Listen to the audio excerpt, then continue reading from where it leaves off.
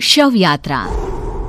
अमरपुर नाम के एक गांव में विमल हलवाई अपने 2 छोटे बच्चों और बीवी के साथ रहता है।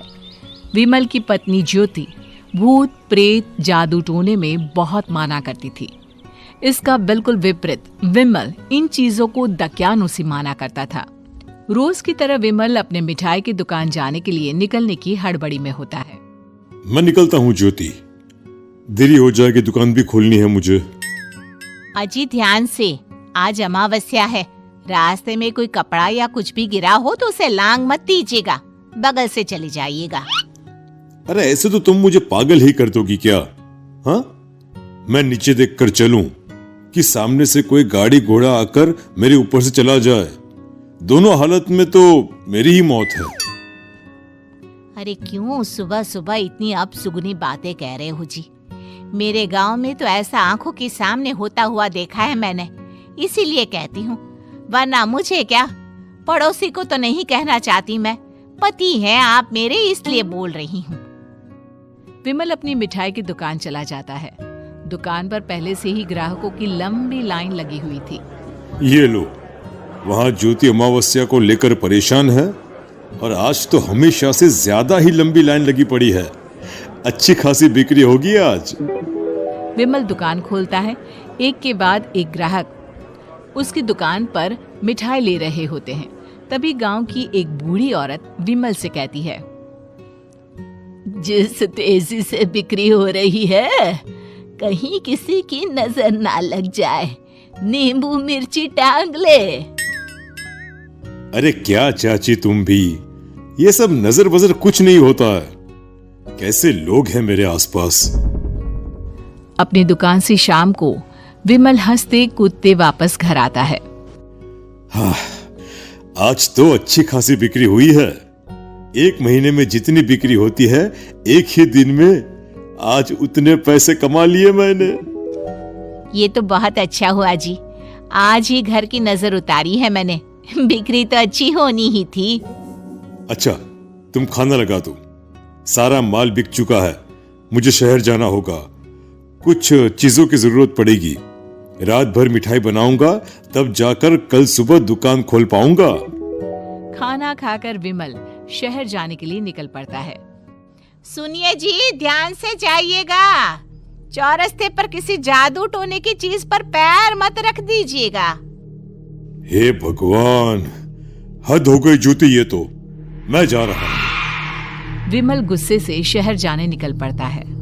रात का काला घना अंधेरा, चांद की एक भी किरण ना होने के कारण अंधेरे में कुछ भी देख पाना मुश्किल था।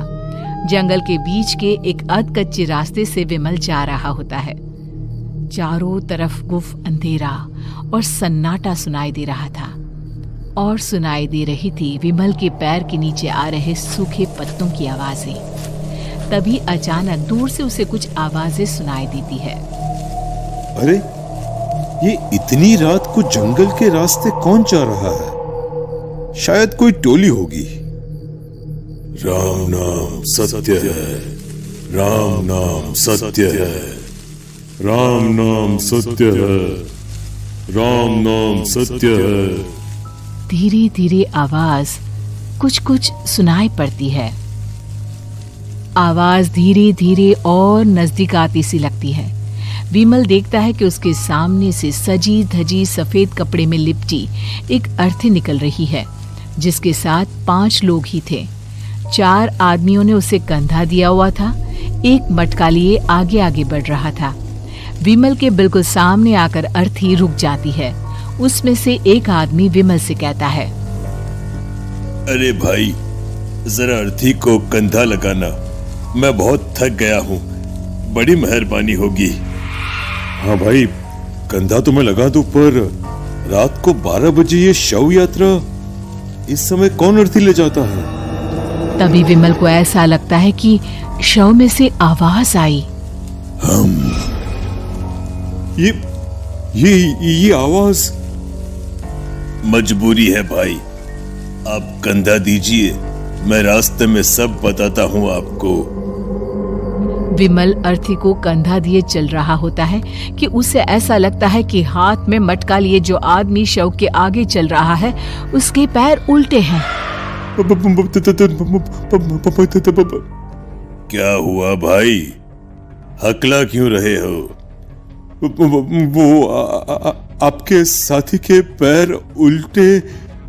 विमल अपनी बात पूरी भी नहीं कर पाता कि वो देखता है कि उस आदमी के पैर तो सीधे ही हैं। अरे नहीं, कुछ नहीं, मुझे शायद वहम हुआ होगा। धीरे धीरे सब आगे बढ़ रहे होते हैं। तब विमल को अचानक लगता है मटके में से एक हाथ बाहर आ रहा है। विमल घबरा जाता है। इसके पहले वो कुछ बोल पाता, कल्लू कहता है, मेरा नाम कल्लू है। हम 6 दोस्त थे, जिसमें से एक को तो तुम सोया हुआ देख रहे हो। इतनी पक्की दोस्ती थी कि जैसे हम सब सगे भाई हैं। पर किस्मत का कोई क्या कर सकता है। आज से 4 साल पहले एक नदी में हम सब नहाने गए थे, जिसमें डूबकर राजेश की मौत हो गई। किसी मजबूरी के कारण हमें उसकी अर्थी को रात को ही शमशान घाट ले जाना पड़ा।